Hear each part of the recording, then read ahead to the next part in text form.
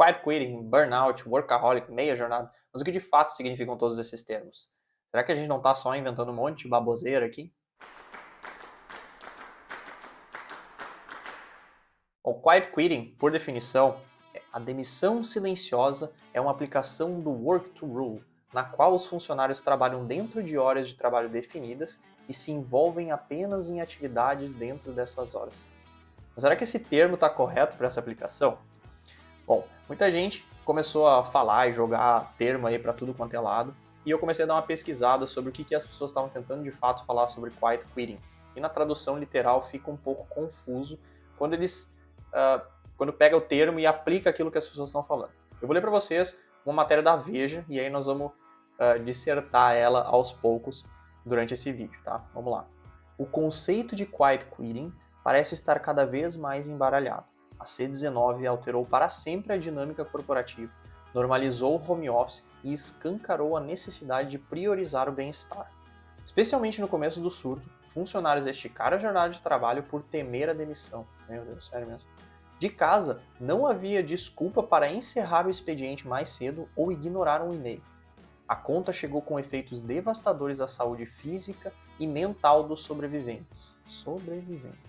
Nesse contexto surgiu uma alternativa inusitada, o quiet quitting, algo como desistência silenciosa. É sério, veja, vocês realmente acham que é isso que aconteceu? Vocês perguntaram para as pessoas, vocês foram atrás dessas pessoas? Porque assim, sobreviventes, surto, esticar a jornada por temer a demissão, isso que me parece mais coisa do burnout, que a gente já vai falar também, do que o quiet quitting.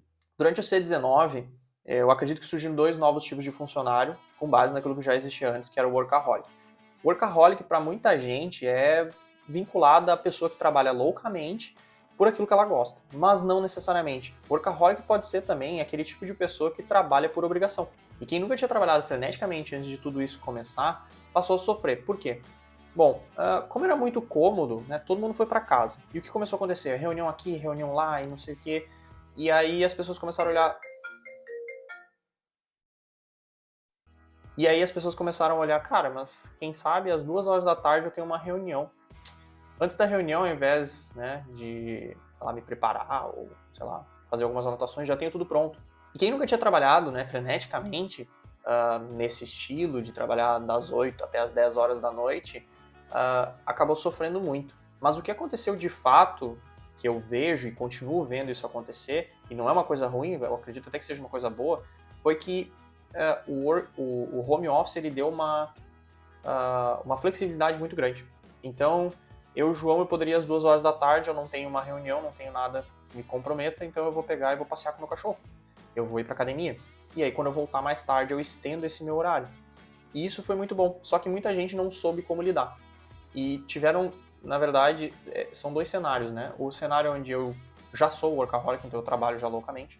Tem o cenário onde as pessoas começaram a fazer isso porque elas não sabiam mais o horário de parar, porque era ou eu estou trabalhando ou então eu estou fazendo as minhas coisas.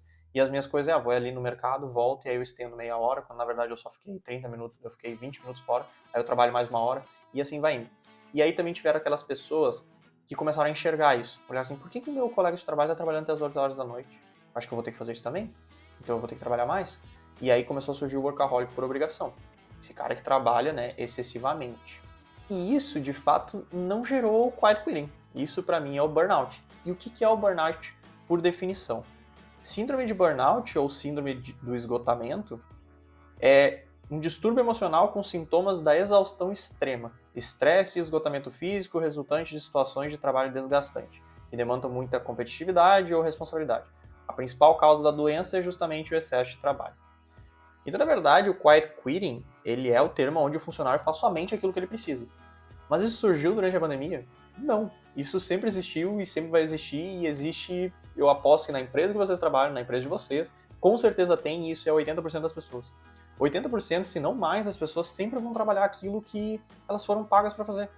E não tá errado, é o estilo, é uma coisa que já existia, só que agora as pessoas voltaram a falar porque elas entraram num ritmo por causa das coisas que aconteceram e agora estão tendo que voltar. Então o quiet quitting já existia, esse termo de trabalhar aquilo que foi pago. O termo é bem infeliz, eu não concordo, porque desistência, como é que eles chamam?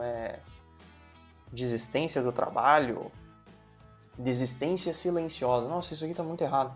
O termo tá completamente errado. Eu não tô desistindo, eu tô só trabalhando aquilo que eu fui pago para fazer. E na verdade aconteceu porque as pessoas pararam para refletir, cara, tá todo mundo morrendo, as pessoas estão morrendo, meus amigos, familiares, vizinhos. Será que vale a pena eu continuar trabalhando loucamente para a empresa? E o fato das pessoas trabalharem somente aquilo que elas foram pagas para fazer, não quer dizer que eu acho que as pessoas têm que ser workaholic. Não, só que elas vão ser mais um funcionário comum e ponto. E eu acho isso um pouco estranho, porque as pessoas, elas... eu conheço muita gente que está trabalhando em diversas empresas ao mesmo tempo. No ramo da tecnologia, na área da tecnologia, olha, para não dizer mais do que 90%, que eu acredito que seja mais do que isso, as pessoas estão trabalhando em mais de 2 empregos. Mais de um emprego, com certeza. Então eu conheço muita gente, muita mesmo. Eu conheço hoje, se eu pensar assim de cabeça, assim, uma pessoa na área de tecnologia que está trabalhando em somente uma empresa, e eu já vou explicar o porquê que ela só está trabalhando em uma empresa. E isso não faz muito sentido. Por que você está trabalhando em 3 empresas? É bem simples, né? Porque todo mundo está tentando buscar a meritocracia, que é ser pago por aquilo que realmente a pessoa traz de valor para a empresa. E a maioria das empresas não trabalha dessa forma. As empresas elas pagam hora extra, elas pagam alguma recompensa em férias, e não é isso que a gente está buscando. Se a gente vai deixar de ter um tempo com a namorada, com um amigo, com familiares, a gente quer ser recompensado por isso. E não só com horas extras, a gente quer ser recompensado se no final do ano a empresa tiver um faturamento exorbitante, a gente quer fazer parte disso. Então a meritocracia é justamente para isso. Então as empresas elas precisam pensar nisso. Eu sei que muita empresa de fora já faz isso, elas dão stock options ou então ações da empresa, mesmo que elas não estejam em bolsa de valores, elas dão para que o funcionário se sinta parte da empresa. E não somente mais um, que é o que a maioria das pessoas tem feito, principalmente aqui no Brasil. Eu conheço empresas de fora também que não fazem isso. Então aqui no Brasil o que acontece? Cara, eu vou trabalhar para 3 empresas, aquela que eu acho mais legal, aquela que eu realmente acho que combina mais comigo, vou trabalhar um pouco mais, não vou deixar de trabalhar para outra empresa, porque eu gosto de ganhar um salário legal. Se a empresa der certo, show. Se ela não der certo, mas eu estiver ganhando bem, show também. As pessoas pararem de se preocupar com o que vai acontecer com a empresa e começar a se preocupar somente com o bolso delas. Então a empresa precisa pensar num funcionário de uma forma, mas vamos fazer parte de um grupo como um todo. Sei que a teoria é bonita, mas na prática não é o que está acontecendo. Quem está ficando rico realmente são os donos das empresas. E quem que é prejudicado com tudo isso? Todos nós. Por quê? Bom, as empresas elas estão aplicando uma política de bem-estar para as pessoas, que eu concordo que tem que haver, mas deveria ser mais pela meritocracia do que qualquer outra coisa, aonde elas estão tentando deixar a pessoa muito mais confortável. Então elas estão reduzindo a jornada de trabalho e colocando mais funcionários, elas estão dando mais férias, elas estão colocando mais pessoas para a mesma quantidade de responsabilidade, fazendo com que isso implique no quê? No preço dos produtos. Como assim? Bom, eu vou passar uma coisa que eu escutei o Bruno Perini falando que é muito interessante, aonde imaginem a Apple e a Microsoft, o que é para elas contratar 10% a mais da empresa para fazer a mesma coisa? Nada, elas vão lá, contratam 2.000 pessoas, e o que vai acontecer? No final, no próximo ano, quando vier o próximo iPhone, eles vão aumentar o preço. Show. Mas o que a gente faz com o cara da padaria? O cara que tem uma loja, que tem 3 funcionários. 10% de 3 funcionários é 0,3. Eu vou contratar um terço de uma pessoa? Não, não vou. Vou contratar uma pessoa inteira. O que vai fazer? Minha margem de lucro vai o quê? Diminuir. Minha margem de lucro diminuiu, existem 2 coisas para acontecer. Eu posso vir a falir, ou o que provavelmente vai acontecer e já está acontecendo é nós vamos aumentar os preços. Então a gente é muito impactado com tudo isso que está acontecendo. E o que eu recomendo, principalmente para quem pode e tem como, é buscar empresas que trabalham na meritocracia. Se a empresa de vocês atualmente não trabalha, peçam. Porque não vai mudar se chegar e falar, gente, olha só, eu acredito que eu estou trabalhando várias horas extras, eu não preciso, talvez, de um aumento no meu salário. Eu já ganho as horas extras. Mas eu quero ser recompensado. Eu quero que no final do ano, quando a empresa atingir as metas, porque a gente vai conseguir atingir, porque está todo mundo trabalhando hora extra, eu quero ser recompensado. E eu quero que todo mundo seja recompensado. Sei que é difícil, mas se a empresa não estiver disposta a fazer isso, não tiver um plano para que isso aconteça, vocês têm que procurar uma nova empresa. E é isso aí. Muito obrigado por ter assistido até aqui. Não se esqueça de clicar no botão de gostei, se inscrever no canal. Valeu!